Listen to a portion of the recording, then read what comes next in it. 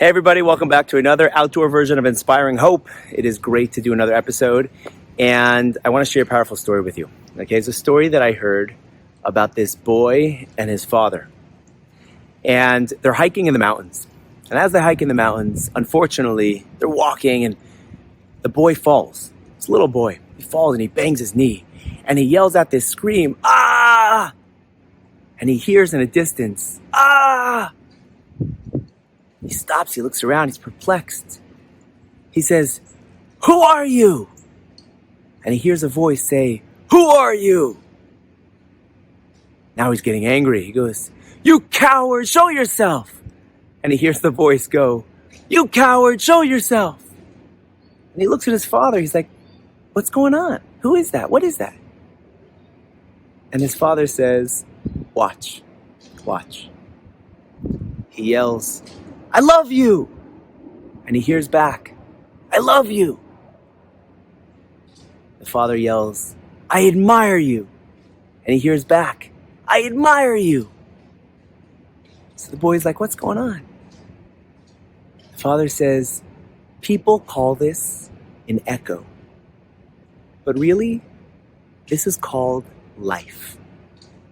And whatever you put out there is what you're going to get back." It's so true about so much of life. When you interact with people, when you show love, you often get back love. When you show sadness and anger and you're a bitter person, you often get people react with the same. But I think there's a very unique aspect of this that I want to point out, which is, it's an old Hasidic idea that often when you're frustrated by somebody else, when you find somebody to be difficult, really, it's not so much about them, but really about you. In other words, there's really something within you that's bothered. And you have to ask yourself, when somebody says something and it rubs you the wrong way, or you're angered by a certain conversation you have, what is it about that bothers me? Why am I so angry? Why am I so upset? Why did that trigger me? Maybe what they said was wrong. That's possible. Maybe they shouldn't have said it. Possible. But why is it irking me like this? Somebody just told me recently that they heard a speaker speak and they couldn't handle it. They couldn't. Now, what the person said wasn't so bad. It wasn't anything so bad.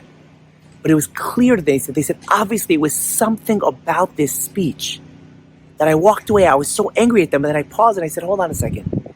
Why is this irking me? Why is this rubbing me the wrong way? There's something about me, not about them. I think we have to stop, because we all encounter this, right? We all encounter this every single day of our lives. There's always going to be somebody who's going to say something, who's going to frustrate you, who's going to anger you. It's a family member, it's a spouse, it's a coworker, whoever it is. And stop and pause for a second before we sort of take it out on them and think to ourselves, what is it about me? There's something here.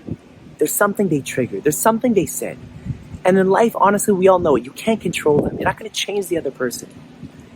But you could change yourself. And it's a wonderful opportunity to introspect and to try to figure out, what is it about that person that's triggering you? Because it's about you. It's often not even about them. Think about this the next time before you lash out at somebody, before you get annoyed at them. Stop, pause, introspect, ask yourself, why'd that bother me so much? What is it? What's it about me?